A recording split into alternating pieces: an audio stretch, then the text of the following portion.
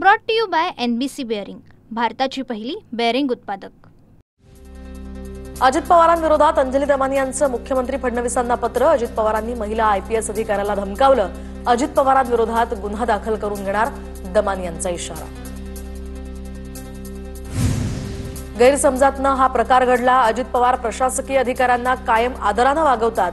महिला IPS सोबतच्या वादावर जयकुमार गोरेंकडून अजित पवारांची पाठराखण।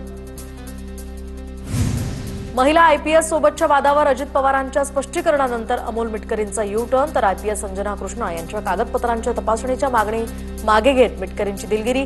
तर ही पक्षाची नाही तर वैयक्तिक भूमिका असल्याचं सुद्धा स्पष्ट। अजित पवार, तुम्ही पोल्ट्रीवरचे कामगार शोभता। अजित पवार, आपल्या मिटकरी नावाच्या श्वानाला आवरा, नाहीतर तो तुम्हाला तोंड काळं करायला लावणार। लक्ष्मण हाकेंची जहरी टीका। गेवराईमध्ये ओबीसी बांधवांकडून लक्ष्मण हाकेंचं जंगी स्वागत। लक्ष्मण हाकेंची विजयसिंग पंडितांवर जहरी टीका। तर काही दिवसांपूर्वी विजयसिंग पंडित आणि हाकेंसह समर्थकांमध्ये झाला होता राडा।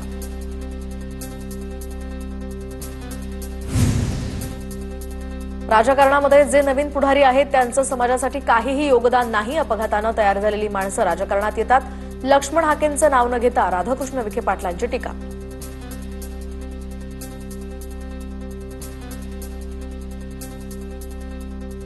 हाकेंच्या समर्थकांकडून वाल्मिक कराडच्या समर्थनात घोषणाबाजी। बीडच्या मांजरसुंबा चौकात कराडच्या समर्थनात घोषणाबाजी। वाल्मिक कराड संतोष देशमुख हत्या प्रकरणातला मुख्य सूत्रधार। अजित पवारांच्या बोलण्याचं कुणीही समर्थन करू शकत नाही। अजित पवार त्यांच्या स्वभावाप्रमाणे बोलले, पण ते चुकीचं होतं। IPS अधिकाऱ्याशी झालेल्या वादावरून प्रवीण दरेकरांचं वक्तव्य। तुम्ही जेवढं पालकमंत्री पदासंदर्भात बोलाल तेवढा विषय लांबणीवर जाईल। या संदर्भात मुख्यमंत्री निर्णय घेतील, माझा तो विषय नाही। रायगडच्या पालकमंत्री पदावर प्रवीण दरेकरांची प्रतिक्रिया। पश्चिम महाराष्ट्रातील कुणीही आरक्षणापासून वंचित राहणार नाही। ओबीसींनी मराठ्यांच्या विरोधात लढण्यापेक्षा जातीसाठी लढावं। कुणाला गैरसमज पसरवायचे असतील तर पसरवू द्या, जरांगेंची वडेट्टीवारांवर टीका। कोर्टात जाण्याचा सगळ्यांना अधिकार आहे। न्यायालयीन लढाई झाल्यास शासन योग्य बाजू मांडेल, चंद्रशेखर बावनकुळेंकडून स्पष्ट। ओबीसींचं आरक्षण मराठ्यांना द्या असं फडणवीसांनी सांगितलं नाही। शिवेंद्रराजे भोसले यांच्याकडून मुख्यमंत्री फडणवीसांचं कौतुक। तर देशामध्ये नरेंद्र, राज्यात देवेंद्र यांच्यामुळे वंचित घटकाला न्याय मिळतोय, मंत्री शिवेंद्रराजे भोसले यांची प्रतिक्रिया। मनोज जरांगे स्वतःचं मत वाढवण्यासाठीच आंदोलन करतात। मराठा समन्वयक डॉक्टर संजय लाखे पाटील यांची टीका। तर जरांगे मराठा समाजाचं नुकसान करतायत। जरांगेंची मागणी आरक्षणाची नाही तर राजकीय, लाखे पाटलांची टीका। हैदराबाद गॅझेट संदर्भात सुप्रीम कोर्टामध्ये कॅव्हेट दाखल। तर मनोज जरांगे पाटील यांचे समर्थक आणि सहकारी गंगाधर काळकुटे यांच्याकडून कॅव्हेट दाखल। GR विरोधात याचिका आल्यास कोर्टाला मराठा समाजाची यामुळे बाजू ऐकावी लागणार। कॅव्हेटमुळे न्यायालय GRला एकतर्फी स्थगिती देऊ शकणार नाही। मनोज जरांगे पाटलांना आज रुग्णालयातनं डिस्चार्ज मिळणार। जरांगे पाटील नारायणगडावर जाणार। जरांगे पाटलांवर छत्रपती संभाजीनगरच्या गॅलेक्सी रुग्णालयामध्ये उपचार सुरू। मराठा आरक्षणाच्या आंदोलनामध्ये आत्महत्या केलेल्या किंवा मृत्युमुखी पडलेल्या 7 मराठा बांधवांच्या वारसांना राज्य सरकारच्या वतीने आर्थिक मदत। छत्रपती संभाजीनगर जिल्ह्यातील 7 मराठा बांधवांच्या वारसांच्या नावावर प्रत्येकी 10 लाख रुपये पडताळणी करून वर्ग केले जाणार। फडणवीसांनी दिलेलं आरक्षण काँग्रेसला टिकवता आलं नाही, तर काही लोक राजकीय सदम्यातनं बाहेर न आल्यानं टीका करतात। बाळासाहेब थोरातांच्या टीकेवरून राधाकृष्ण विखे पाटलांचा पलटवार। मराठा आरक्षण आंदोलनादरम्यान 3 आंदोलकांचा मृत्यू। बीडमधील मृत आंदोलकांच्या कुटुंबाला तानाजी सावंतांची मदत। सावंतांकडून बीड जिल्ह्यातील 3 पीडित कुटुंबांना प्रत्येकी 3 लाख रुपयांची मदत। पालघरमध्ये हैदराबाद गॅझेटच्या निर्णयाचा GR या ठिकाणी जाळण्यात आलाय। कुणबी सेनेकडून या GRची होळी। मराठा समाजाला ओबीसीतनं आरक्षण देऊ नये ही आंदोलकांची मागणी। बुलढाणा जिल्हाधिकारी कार्यालया शेजारी टॉवरवर चढून तरुणाचं आंदोलन। नगरपालिकेनं अधिग्रहित केलेल्या जमिनीचा ताबा देण्याची मागणी। टॉवरवर चढलेल्या आंदोलकाची पोलिसांनी काढली समजूत। अमरावतीच्या दर्यापूरमध्ये जुन्या वादातनं एकावर चाकू आणि दगडांनी हल्ला। तर गणेश विसर्जन मिरवणुकीमध्ये रजत जाधव या व्यक्तीवर हल्ला करणारे 2 जण पोलिसांच्या ताब्यात। कल्याणच्या नामांकित हॉटेलमध्ये फ्राईड राईसमध्ये या ठिकाणी झुरळ आढळलं। तर फ्राईड राईसमध्ये झुरळ आढळल्यामुळे ग्राहकांकडून संताप। काही दिवसांपूर्वी याच हॉटेलमधील जेवणात लोखंडाचा तुकडाही आढळला होता।